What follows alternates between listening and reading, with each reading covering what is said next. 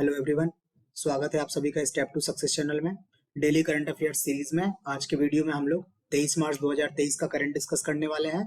ठीक है, तो स्टार्ट करते हैं अपने पहले क्वेश्चन से। आज का हमारा पहला क्वेश्चन है, हाल में जारी एक रिपोर्ट के अनुसार भारत का जो लिंगानुपात है, मेल वर्सेस फीमेल का रेशियो जो है वो वर्ष 2036 तक कितना पहुंचने की उम्मीद है। रिपोर्ट ने एक अंदाजा लगाया हुआ है कि वर्ष 2036 तक भारत का लिंगानुपात जो है वो बढ़ सकता है। कितना बढ़ने की उम्मीद है, कहाँ पहुंचने की उम्मीद है, वो बताना है। ऑप्शन है आपके पास, ऑप्शन ए 943, 947, 950 या 952।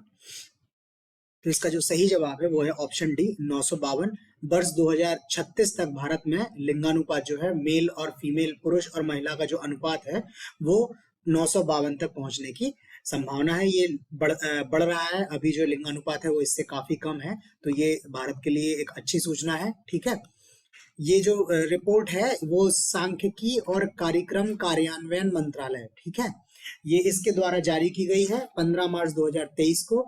और इसका जो प्रकाशन हुआ है वो शीर्षक है उसका, भारत में महिला और पुरुष 2022। ठीक है, इस शीर्षक से प्रकाशित हुई है और ये प्रकाशन का जो है वो 24वां अंक है। ठीक, ये प्रकाशन का जो है वो 24वां अंक है। अभी 2011 में जो जनगणना हुई थी उसके फाइनल डेटा जो आए थे उसके अनुसार भारत में लिंगानुपात जो है वो 943 है और अब बढ़कर 952 पहुंचने की संभावना है। इसके अलावा जन्म के समय जो लिंगानुपात है 2017 से 19 के बीच वो 904 है। ये 2018 से बीच में बढ़कर 907 हो गया है। 3 अंक की इसमें बढ़ोतरी हो गई है, तो ये भी देश के लिए पॉजिटिव न्यूज है। हाँ, एक यहाँ प्रॉब्लम जरूर है। इन्होंने बोला हुआ है कि 2036 तक 15 साल से कम उम्र की आबादी में कमी आने की संभावना है और 2036 तक 60 साल से ऊपर की आबादी बढ़ने की संभावना है। ठीक है, जैसा चाइना में हो रहा है कि ओल्ड एज पीपल की संख्या बढ़ रही है, जापान में भी कहीं तक यही कंडीशन है, तो वैसे ही बता रहे हैं इसमें कि भारत में भी युवा आबादी में कमी आने की संभावना है। 15 साल से कम उम्र के लोग हैं उनकी आबादी में कमी आने की संभावना है। ठीक है, तो ये पहला क्वेश्चन हो गया हमारा लिंगानुपात रिपोर्ट पे। ठीक है, नेक्स्ट क्वेश्चन पे चलते हैं। नेक्स्ट क्वेश्चन हमारा है, हाल ही में जारी वर्ल्ड हैप्पीनेस रिपोर्ट 2023 के लिए वर्ल्ड हैप्पीनेस रिपोर्ट जारी की गई है, उसमें भारत का स्थान कौन सा रहा है ये बताना है। ऑप्शंस आपके पास हैं, option A 126, option B 128, option C 129 और ऑप्शन डी 131। तो इसका जो सही जवाब है वो है ऑप्शन ए 126। भारत की जो रैंकिंग रही है वो 126 रही है। ठीक है, भारत की जो हैप्पीनेस रिपोर्ट में जो रैंकिंग रही है वो 126 रही है। ठीक है, ये रिपोर्ट जो जारी की गई है ये संयुक्त राष्ट्र सतत विकास समाधान नेटवर्क द्वारा जारी की गई है। इस रिपोर्ट का ये 11वां संस्करण जारी किया गया है। ठीक है, और फिनलैंड जो है वो 6 साल से लगातार इस रैंकिंग में शीर्ष स्थान पर है। मतलब हैप्पीनेस जो रिपोर्ट है उसमें फिनलैंड जो है वो 6 साल से लगातार पहले स्थान पे आ रहा है। इस बार भी फिनलैंड ही पहले स्थान पर है। बाकी 137 देशों को लेकर ये रिपोर्ट तैयार की गई है, जिसमें भारत 126वें स्थान पर है। जो पिछले बार 2022 में रिपोर्ट जारी की गई थी उस टाइम भारत जो था वो 146 देशों में 136वें स्थान पर था। इस बार 137 देशों में की गई है, जिसमें भारत का 126वां स्थान है। बाकी सबसे दुखी राष्ट्र के रूप में इस बार अफगानिस्तान आया हुआ है। अफगानिस्तान सबसे दुखी राष्ट्र है, सबसे निचले स्तर पर अफगानिस्तान है। अच्छा, ये वर्ल्ड हैप्पीनेस रिपोर्ट जो है वो 2 प्रमुख विचारों पर आधारित है, खुशी और जीवन का मूल्यांकन। ठीक है, ये इनके बेसिस पे ये रिपोर्ट बनाई जाती है। और भी कुछ डेटा है हमारे पास, वो भी देख लेते हैं। ये रिपोर्ट कई कारकों के आधार पर देश को रैंक करती है, जैसे प्रति व्यक्ति वास्तविक जीडीपी। ठीक है, ठीक, प्रति व्यक्ति वास्तविक जीडीपी क्या है आपका, सामाजिक समर्थन क्या है, स्वस्थ जीवन प्रत्याशा क्या है आदि, इन सब के बेसिस पे ये हैप्पीनेस इंडेक्स, हैप्पीनेस रिपोर्ट जो है वो तैयार की जाती है। इसके अलावा हमने आपको बता ही दिया है कि फिनलैंड जो है वो पहले स्थान पर रहा है। इसके अलावा डेनमार्क जो है वो दूसरे स्थान पर है, आइसलैंड तीसरे स्थान पर है, इजराइल चौथे पे है, 5वें पर नीदरलैंड है और भारत जो है 126वें स्थान पर है। ठीक है, तो ये हो गया वर्ल्ड हैप्पीनेस रिपोर्ट के बारे में। ये स्टार्टिंग में 1 2 3 इसलिए नाम लिख दिए हैं बिकॉज हो सकता है कभी आपसे पूछ ले कि जो शीर्ष 3 देश हैं उनके नाम क्या क्या है। ठीक, तो ये हो गया वर्ल्ड हैप्पीनेस रिपोर्ट के बारे में। नेक्स्ट क्वेश्चन पे मूव करने से पहले मैं आपको बता दूं कि इस वीडियो में जो भी हम लोग क्वेश्चंस डिस्कस कर रहे हैं, जो भी उनकी डिटेल्स हैं, एक्सप्लेनेशन है, वो सारा फ्री पीडीएफ के फॉर्म में टेलीग्राम के थ्रू आपको प्रोवाइड भी किया जा रहा है। ये टेलीग्राम का हमारा ग्रुप का यूजर नेम है। बाकी वीडियो डिस्क्रिप्शन में भी टेलीग्राम का लिंक दिया हुआ है, तो आप वहां से लिंक के थ्रू टेलीग्राम ग्रुप ज्वाइन करके वहां से ये फ्री पीडीएफ ले सकते हैं। अगर आपकी कोई क्वेरी हो तो आप हमें मेल करके या टेलीग्राम के थ्रू क्वेरी भी कर सकते हैं। ठीक है, हम कोशिश करेंगे कि आपकी सारी क्वेरीज एड्रेस कर दें। ठीक, तो नेक्स्ट क्वेश्चन पे चलते हैं हम आप अपने। आज का हमारा तीसरा क्वेश्चन है, भारत द्वारा हाल में दूसरा एंटी सबमरीन युद्धपोत, ठीक है, एंटी सबमरीन जो है वॉरशिप लॉन्च किया गया है, इसका नाम है। ऑप्शन है आपके पास, option A INS Arnala, option B INS Androth, option C INS Vikramaditya और ऑप्शन डी आईएनएस विराट। तो इसका जो सही जवाब है वो है option B INS Androth. INS Androth नाम से भारत ने दूसरा एंटी सबमरीन युद्धपोत जो है अभी हाल में लॉन्च किया हुआ है। ठीक है, ये जो आईएनएस एंड्रोथ जो है ये अभी कोलकाता में गार्डन रीच शिप बिल्डर्स में लॉन्च किया गया है। ठीक है, ये शिप बिल्डिंग कंपनी है, वहां पे जहाज बनाए जाते हैं। तो आप ये गार्डन रीच जो है वो कलकत्ता में है। ठीक है, इसके अलावा भी दो जगह और हैं जहां पे ये वॉरशिप्स बनाए जाते हैं, या नेवी के जो वॉरशिप्स हैं वो बनाए जाते हैं, तो उनके नाम भी आप देख लीजिएगा। हो सकता है आपको कभी मिलाने को लिए आ जाए, आपको तीनों के नाम दे दिए जाएं और उसके बाद से स्थान दे दिए जाएं कि कौन सा किस स्थान पर है, तो आप वो भी देख लीजिएगा। ठीक, ये जो है अप्रैल 2019 में भारत का जो रक्षा मंत्रालय उसके और garden reach ship builders and engineers GRSE के बीच 8 ASW ये एंटी सबमरीन वॉरशिप्स युद्धपोतों के निर्माण के अनुबंध पर हस्ताक्षर किए थे। ठीक है, 8 बनाने थे। ठीक है, ये दूसरा बनाया हुआ है। ठीक, कोच्चि से लगभग 170 NM नॉटिकल माइल्स दूर, जो समुद्री जो दूरी है नॉटिकल माइल्स में मापते हैं, तो 170 नॉटिकल माइल्स उत्तर पश्चिम में एक द्वीप है एंड्रोथ नाम का, उसी द्वीप के नाम पर इस जहाज का नाम रखा गया है। तो आपसे हो सकता है कभी पूछ लिया जाए कि ये द्वीप है, क्या है, कैसे है, इस तरह से आपसे पूछा जा सकता है। ठीक है, ये जो जहाज ये ASW जो एंटी सबमरीन वॉरशिप्स हैं SWC, ठीक है, जहाजों में 80% से अधिक स्वदेशी सामग्री इसमें यूज होने वाली है। ठीक है, ये दोबारा लिख गया है, ये है ASW, ठीक, एंटी सबमरीन वॉरशिप। ठीक, इसके अलावा पहला एंटी सबमरीन युद्धपोत जो था वो था INS अर्नाला। ठीक है, पहला जो था वो INS अर्नाला था और ये दूसरा जो है वो एंड्रोथ है। ठीक, कोलकाता में ये बना हुआ है, ऐसे 8 बनने हैं। ठीक है, और एंड्रोथ जो है वो एक द्वीप है कोच्चि के पास। ठीक, तो ये हो गया हमारा INS एंड्रोथ के बारे में। नेक्स्ट क्वेश्चन से चलने से पहले मैं आपको बता दूं कि यूपी SSSC द्वारा बंद दरोगा जो फॉरेस्ट सब इंस्पेक्टर की भर्ती भी निकाली गई है, उसका सिलेबस, उसका भी जो कंप्लीट कोर्स है वो हमने लॉन्च किया है, जिसमें हमने पहला वीडियो, जो पहला टॉपिक है नेशनल फॉरेस्ट पॉलिसी, राष्ट्रीय वन नीति, उस पर हमने वीडियो जारी कर दिया है, चैनल पे उपलब्ध है, आप वो भी देख सकते हो। बाकी उसके जितने भी टॉपिक्स हैं जो आयोग द्वारा बताए गए हैं, वो सारे टॉपिक्स पे भी आपको वीडियोस मिलेंगे डिटेल में विद एक्सप्लेनेशन, और PDF उनकी भी सारी इसी तरह से फ्री है, टेलीग्राम से आप वो ले सकते हैं। ठीक है, तो ये हो गया हमारा INS एंड्रोथ के बारे में। नेक्स्ट क्वेश्चन है हमारा आज का, नेक्स्ट क्वेश्चन है 22 मार्च 2023 को मनाए गए विश्व जल दिवस की थीम क्या थी। पहले तो ये जान लीजिए कि विश्व जल दिवस कब मनाया जाता है, 22 मार्च को मनाया जाता है। ठीक, और हमने पूछा है इसमें कि इसकी थीम क्या है। अच्छा, ये विश्व जल दिवस, पृथ्वी दिवस, ठीक है, ये इंपॉर्टेंट है बिकॉज ये प्राथमिकता पे है सभी देशों की। जल की समस्या है, स्वच्छ वायु की समस्या है, धरती पे जो है वो परिवर्तन लगातार हो रहे हैं, तो ये सब इनको ये लोग संतुलन बनाए रखना चाहते हैं, सब देश इस पे प्रयत्न कर रहे हैं, तो ये दिवस जो है वो इम्पोर्टेंट है। तो आप याद रखिएगा कि विश्व जल दिवस जो है वो 22 मार्च 2023 को 22 मार्च को मनाया जाता है। 22 मार्च 2023 को इस बार भी मनाया गया है। इस बार की थीम क्या है आपको वो बतानी है। ऑप्शन है हमारे पास, ऑप्शन ए है जल और स्वच्छता भविष्य की आवश्यकता। ठीक है, जल और स्वच्छता भविष्य की आवश्यकता। जल और स्वच्छता संकट को हल करने के लिए परिवर्तन में तेजी लाना, वैश्विक विकास के लिए जल संकट का निराकरण अति आवश्यक, और सभी के लिए जल की उपलब्धता सुनिश्चित करना। ये 4 ऑप्शन है। इसका जो सही जवाब है वो है ऑप्शन बी, जल और स्वच्छता संकट को हल करने के लिए परिवर्तन में तेजी लाना। इस बार जो विश्व जल दिवस मनाया गया है उसकी थीम यही थी। ठीक है, अच्छा, जो जल दिवस है वो क्या है, जागरूकता बढ़ाने के लिए और जल और स्वच्छता संकट से निपटने के लिए कार्रवाई को बढ़ाने के लिए मनाया जाता है।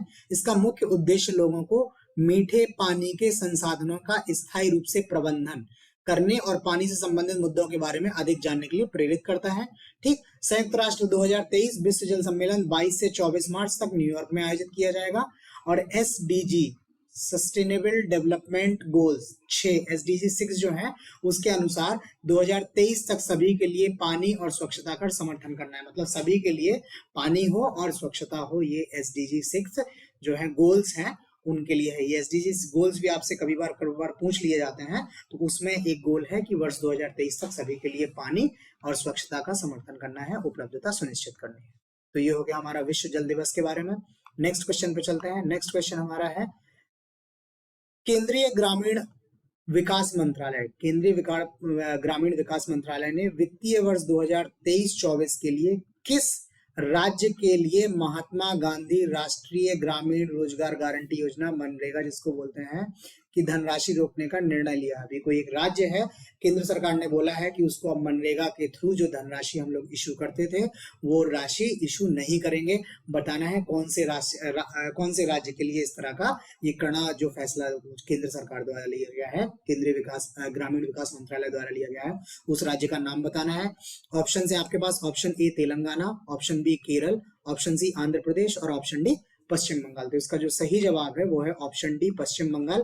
केंद्र सरकार में हाल ने निश्चय लिया है कि वर्ष 2023-24 के लिए अभी अस्थायी तौर पर मनरेगा की जो राशि इशू होगी वो पश्चिम बंगाल की उन्होंने रोक दी है। ठीक है, अच्छा, ये जो कदम उठाया हुआ है केंद्रीय विकास मंत्रालय ने, ग्रामीण विकास मंत्रालय ने, ये मनरेगा का जो एक्ट है या मनरेगा जो कानून है उसकी धारा 27 के अनुसार किया है। धारा 27 को लागू कर उठाया है, जो राज्यों द्वारा योजना के कार्यान्वयन के नियमों में उल्लंघन के लिए धन को रोकने की अनुमति देता है।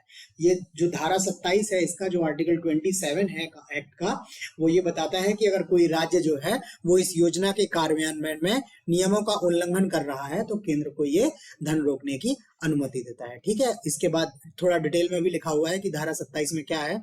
धारा 27 में कहा गया है केंद्र सरकार किसी भी योजना के संबंध में इस अधिनियम के तहत दी गई धनराशि के अनुचित उपयोग पर, ठीक है, अनुचित उपयोग के संबंध में कोई शिकायत प्राप्त होने पर अगर प्रथम दृष्टया संतुष्ट है कि गड़बड़ी हुई है तो उसके द्वारा नामित किसी एजेंसी द्वारा की गई शिकायत की जांच करा सकती है और अगर जरूरी हो तो योजना के लिए धन जारी करने पर रोक लगाने का आदेश दे सकती है। इनमें बोला हुआ है कि अगर कहीं आपने अनुचित उपयोग किया है, नियमों का उल्लंघन किया है, कहीं गड़बड़ी की है और ये प्राइमरीली ये सेंटर जो है वो सेटिस्फाइड है कि गड़बड़ी हुई है तो उसकी जांच भी करा सकते हैं और जब तक जांच की रिपोर्ट नहीं आती है तब तक ये धनराशि भी रोक सकते हैं। तो ये इन्होंने अभी पश्चिम बंगाल के लिए वर्ष 2023-24 के लिए ये मनरेगा की राशि जो रोक दी है। ये जो केंद्र ने ये जो आर्टिकल 21 है वो दिसंबर 2021 में लागू किया गया था। ठीक है, केंद्र द्वारा ये मनरेगा कानून में ऐड किया गया था और पश्चिम बंगाल देश का एकमात्र राज्य है जिसके खिलाफ ये धारा लागू की गई है। यहाँ पे धारा जो है वो 21 इंपॉर्टेंट है, पूछा जा सकता है कि किस धारा के तहत किया गया है। पहला राज्य जो है वो पश्चिम बंगाल ही है। ठीक है, तो इस तरह से ये क्वेश्चन इस पे बन सकते हैं। ये इंपॉर्टेंट क्वेश्चन है बिकॉज मनरेगा अपने आप में बहुत बड़ी योजना है, रोजगार का बहुत बड़ा साधन है और इसमें ग्रामीणों की आजीविका में बहुत परिवर्तन लाया है, बहुत सकारात्मक प्रभाव ये लेके आया है। ये केंद्र सरकार की बहुत महत्वाकांक्षी योजना में से एक है। ठीक है, तो ये इंपॉर्टेंट है आपके लिए। तो आज क्वेश्चंस में हमारे पास इतना ही है, बाकी कुछ इंपॉर्टेंट फैक्ट्स हैं उनको भी देख लेते हैं। पहला है अभी ओडिशा सरकार द्वारा गंधमर्दन हिल रेंज को जैव विविधता विरासत स्थल घोषित किया है। ये यूएन ने नहीं किया है, ओडिशा सरकार ने स्वयं किया है। ठीक है, ओडिशा सरकार ने इसको जैव विविधता विरासत स्थल घोषित कर दिया है, गंधमर्दन हिल्स। तो ये वैसे ओडिशा सरकार के थ्रू भी पूछा जा सकता है या वैसे भी पूछा जा सकता है कि गंधमर्दन हिल रेंज जो है वो कहाँ है, तो ओडिशा में है। ठीक है, इसको इन्होंने जैव विविधता विरासत स्थल घोषित किया है। उसके अलावा दूसरा है उत्तराखंड में अभी एशिया के सबसे बड़े 4 मीटर अंतरराष्ट्रीय लिक्विड मिरर टेलीस्कोप का उद्घाटन किया है। ठीक है, तो ये हो सकता है पूछा जाए कि ये किस स्थान पे है, तो एशिया का ये सबसे बड़ा है, उत्तराखंड में ये लॉन्च किया गया है। इसके अलावा भी चैट जीपीटी के बारे में तो आप सभी लोग जान रहे होंगे। तो वैसे ही चैट जीपीटी का प्रतिद्वंदी जो है वो गूगल ने भी लॉन्च कर दिया है। तो गूगल ने जो लॉन्च किया है चैट जीपीटी का प्रतिद्वंदी, उसका नाम है बार्ड, BARD, इसका नाम बार्ड है, ये गूगल ने लॉन्च किया है। इसके अलावा मेटा कंपनी है, फेसबुक की जो पेरेंट कंपनी है, फेसबुक, इंस्टाग्राम, स्नैपचैट वगैरह की पेरेंट कंपनी है मेटा AI, उनने भी चैट जीपीटी लॉन्च किया है। उनके चैट जीपीटी का नाम है LLAMA, ये उनका नाम ही है चैट जीपीटी उनके, ठीक है। उसके अलावा UAE सरकार ने, संयुक्त अरब अमीरात सरकार ने भी चैट जीपीटी अपना लॉन्च किया, उसका नाम है फाल्कन LLM, ठीक। तो ये आप याद कर लीजिए, बिकॉज ये चैट जीपीटी अभी बहुत अधिक चर्चा में है, और हो सकता है आपको 4 चैट जीपीटी के नाम दे दिए जाएं और पूछा जाए कि कौन सा किससे संबंधित है, किस देश से संबंधित है, किस कंपनी से संबंधित है।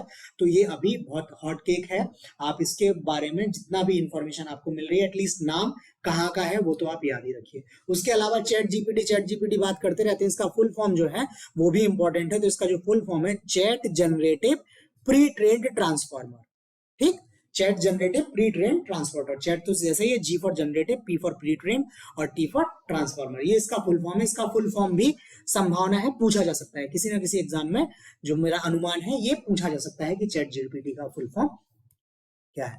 इसके अलावा एक डिटेल और है अभी हमारे पास, वो है केंद्र सरकार ने अभी कल ही मानव वन्य जीवन संघर्ष न्यूनीकरण के लिए 14 दिशा निर्देश जारी किए हैं, ठीक है। केंद्र सरकार ने मानव वन्य जीवन, ह्यूमन वाइल्ड लाइफ कॉन्फ्लिक्ट जो है, अभी कल भी हम लोग वीडियो में डिस्कस कर रहे थे, मानव हाथी जो संघर्ष है, ह्यूमन एलिफेंट क्लैशेस जो हैं, ठीक है, उसके लिए गजमित्र अभी अपॉइंट किए हैं किन्होंने, पश्चिम बंगाल सरकार ने, ठीक है।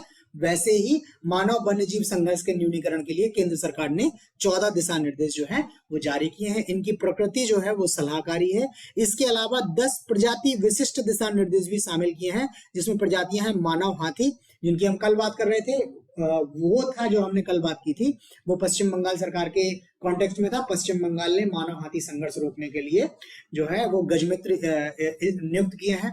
इसके अलावा मानव गौर, मानव तेंदुआ, मानव सांप, मानव मगरमच्छ, मानव रीकस मकाक, मानव जंगली सुअर, ये ऐसे 10 प्रजातियां, सबके नाम लिखे आप पढ़ लीजिएगा। इनके लिए विशिष्ट दिशा निर्देश भी शामिल किए हैं।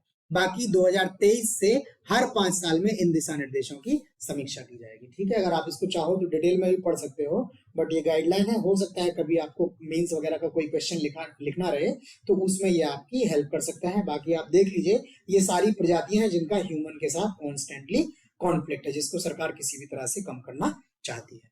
तो आज के करंट अफेयर्स में हमारे पास इतना ही है, ठीक है। आपको ये वीडियोस में हमने जो भी क्वेश्चंस डिस्कस किए, जो भी उनका डिटेल दिया, एनालिसिस पार्ट था, वो आपको कैसा लगा वो आप हमको लाइक करके और कमेंट करके बता सकते हैं। चैनल अगर आपने अभी तक सब्सक्राइब नहीं किया है तो प्लीज चैनल को सब्सक्राइब कर लें और नोटिफिकेशंस भी ऑन कर लें, ताकि आपको टाइमली अपडेट मिलता रहे। बाकी फिर से बता दूं, ये सारा कंटेंट जो है वो फ्री PDF के फॉर्म में अवेलेबल है, उसे आप टेलीग्राम से ले सकते हैं। ये टेलीग्राम का यूजर नेम है, बाकी वीडियो डिस्क्रिप्शन में टेलीग्राम का लिंक दिया हुआ है, वहां से भी आप टेलीग्राम ग्रुप ज्वाइन कर सकते हैं।